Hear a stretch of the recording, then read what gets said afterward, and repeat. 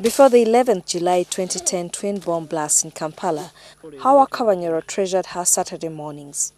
It's the day she would spend with the children at home, either helping them with their homework or just relaxing. But this schedule has now changed since she has to be on her feet to fend for the family. 1 year ago, she would be confident that her husband would provide wholly for the family.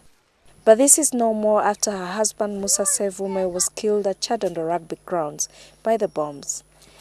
The sun is now overhead, but Hawa has to pull herself to dig to put food on the table.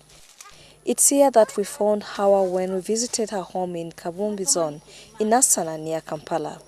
She's planting maize which she hopes will be a source of income and food for the family. She cut short the tilling as we arrive, and soon we head to her house just a few meters away. We get talking, and as I take her back to the night of 11th July 2010, I realize that she struggles to hold back her tears. Understandable though.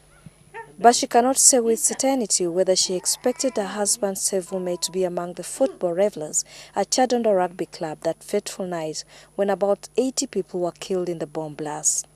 Her answer is yes and no. Yes, because Sevume was an ardent football fan, and no, because she imagined he had spent the night at Nakasero Market since he was a trader there. It only dawned on her that something was amiss when she did not receive a phone call from him saying he was spending the night out, as he usually did. During his absence, when he normally went to Nakasero, he used that telephone to inform us about his coming back or not. That day, it was quite absurd. He didn't call? He didn't call. The phones were not on, and we thought there was a shortage of power, but not. In fact, it was unusual. So how did She heard the news of the bomb blast over radios, and that's when she sensed there was danger. By then, Hawa was about 4 months pregnant, and luckily, the shocking news did not cause a premature birth. But this baby will never know what daddy's love is like, and will never shout out daddy like his brothers and sisters did for the better part of their lives. After frantic phone calls to fellow traders at Nakasero Market, Hawa found out that Sevume was at the rugby club that night, and a desperate search for him led her to his cold body at the city mortuary at Mulago Hospital. We found him in the mortuary. We had to go to New Mulago looking for him, and we lastly found him in the mortuary.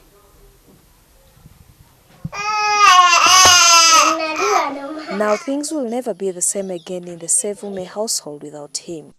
This 1 year has been a dangerous one, because in every aspect of our lives, it is not easy at all. It is not easy, in fact, because each and everything is expensive. And I, as a woman, I cannot manage such a whole family of 5, in fact 6 people. School fees, food, lunch and supper, hospitality, and others. It is not easy at all. It has been a very difficult and trying 1 year for Hawa Kabanyoro. The pain and hardship of single-handedly looking after a family of 5 children is probably her biggest challenge. Hawa spent part of the 5 million shillings government gave to the bereaved families as funeral expenses on the children's school fees. The firstborn child is now about to sit his senior 6 final examinations. What keeps Hawa going is her strong belief in God and selling a few eats to school children to earn some money. Now she's asking government to provide startup income to widows of the July 11th bomb blast to begin businesses. Especially we widows are in big trouble. It's important that we have steady income, because you cannot go begging all the time for help. If it is a business, If it is a business, It should be one with the capacity to finance the home expenses. It may take forever for the gap left by Sevume to be filled in this household, but how his 5 children and widow managed to pull on without him, the former sole breadwinner, is a mystery. Isabel Nakiria, NTV.